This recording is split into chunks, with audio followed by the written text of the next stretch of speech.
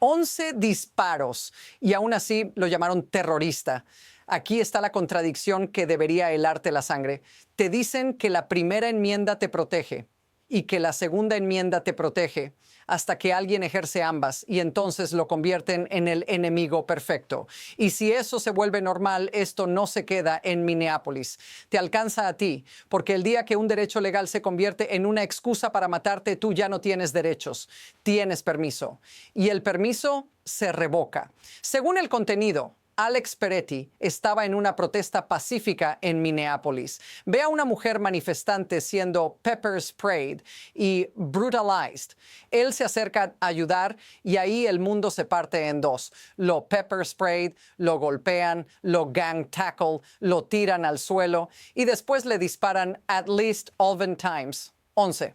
No es un error, es una decisión. Y entonces llega el movimiento más frío. En vez de explicar por qué un hombre terminó muerto, intentan justificarlo con una frase: tenía un arma. Pero el contenido dice algo que destruye esa coartada. Sí, tenía un arma. Era legal permit holder. Y he never took the handgun out of its holster. Nunca la sacó, nunca la mostró. Nunca hubo un arma apuntando. Así que ahora la pregunta no es qué pasó, es quién está construyendo la mentira y por qué lo hizo tan rápido. Porque lo que aparentemente ocurrió después es lo que hace que este encubrimiento se esté desmoronando en tiempo real. Según el contenido, el intento de cerrar esta historia empezó en el mismo segundo en que terminó la última ráfaga.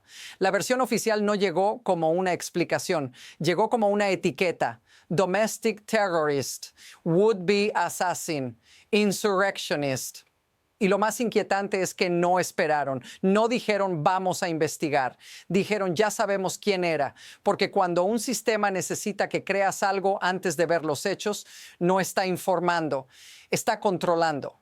Y aquí está la parte que voltea el tablero.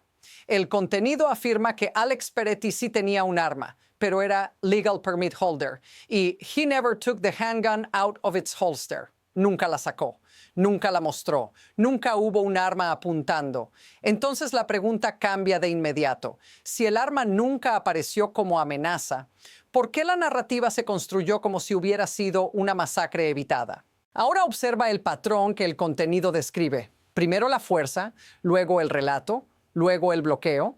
La Fiscalía del Condado de Hennepin presenta una demanda exigiendo acceso inmediato a la evidencia federal. Y el contenido afirma que ICE, Border Patrol y DHS estarían negándose incluso a dejar que el FBI investigue, además de cortar a las autoridades locales. Pero aquí está el giro. Si todo fue justificado, ¿por qué la prioridad es cerrar el acceso? Notice what they didn't deny. No hay una escena citada donde Alex saque el arma. Solo hay palabras para reemplazar el video. Y mientras ese bloqueo se enciende, el contenido mete un detalle humano que hace imposible la deshumanización. Alex era enfermero de UCI, trabajaba en el Minneapolis VA y colegas lo describen como alguien good, kind person who lived to help. La familia dice que su last thought and act was to protect a woman y describe la imagen que no encaja con la propaganda. His phone in his right hand y empty left hand is raised above his head, mientras intentaba proteger a la mujer, todo mientras era rociado con gas pimienta. Esa escena no suena a un atacante, suena a alguien atrapado en una maquinaria que ya decidió su final.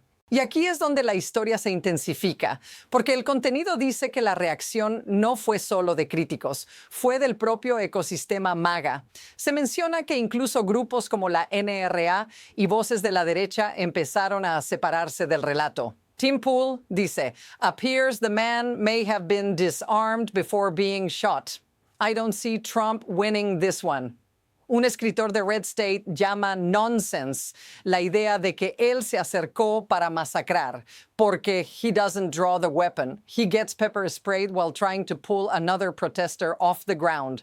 Cuando tu propia gente empieza a decir esto no cuadra, el encubrimiento deja de ser escudo y se convierte en evidencia. Luego llega el golpe cultural que Trump no puede apagar con un comunicado. KFC Barstool escribe, 37-year-old ICU nurse Alex Peretti murdered by ICE in broad daylight with zero justification for deadly force. I mean, zero. Lo llaman watershed moment y señalan la contradicción. Los mismos que gritan primera y segunda enmienda ahora dicen que protestar y portar legalmente es razón suficiente para ser asesinado. Ese es el tipo de frase que se pega en la cabeza de la gente común, porque ya no suena a política, suena a supervivencia. Y cuando el fuego sube, aparece la crisis en cadena. El contenido dice que un presidente republicano del Comité de Seguridad Nacional, Gab Virino, solicita formalmente testimonio de ICE, CBP y UCIS. En paralelo, el contenido afirma que los demócratas del Senado no van a avanzar con el paquete de apropiaciones si incluye financiación para DHS, ICE y Border Patrol. Schumer dice, I will vote no.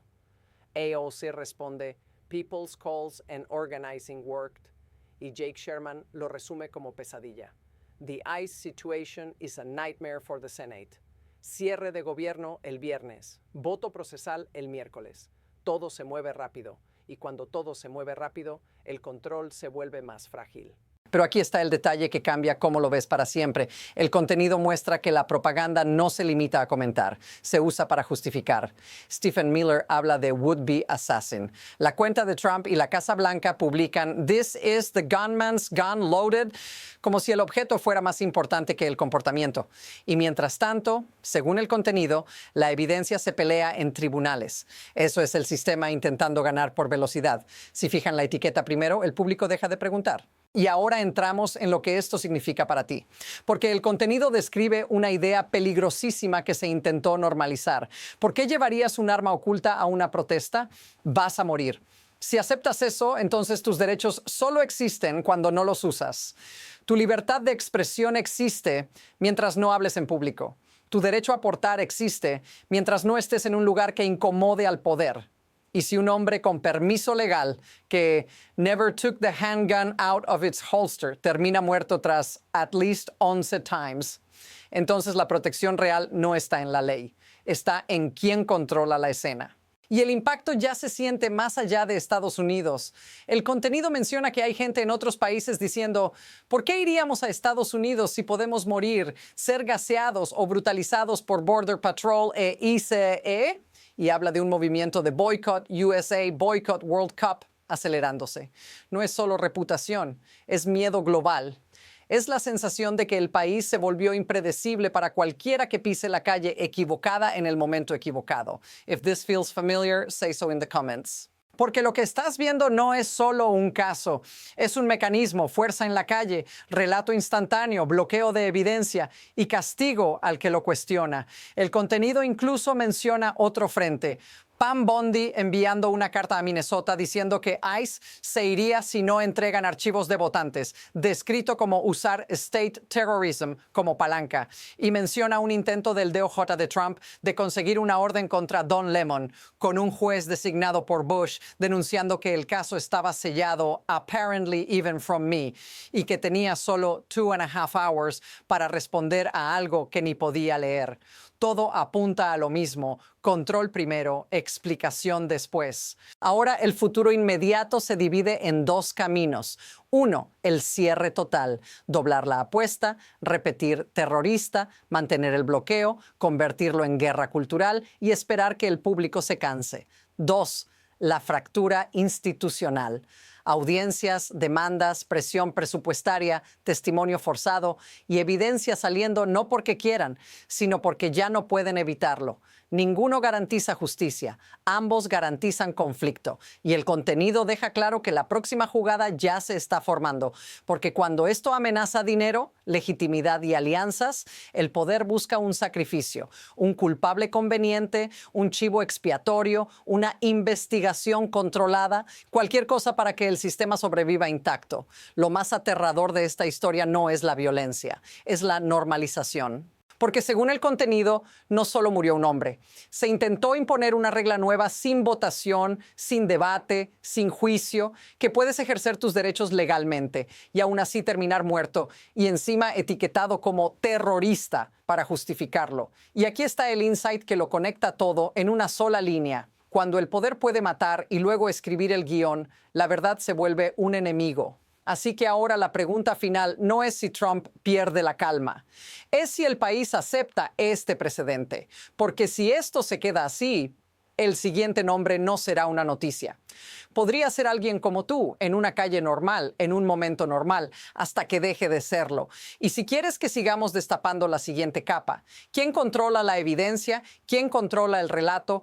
¿Y qué viene después cuando el sistema se siente acorralado? Sígueme y suscríbete para más análisis, porque esto no termina aquí. Esto apenas está empezando.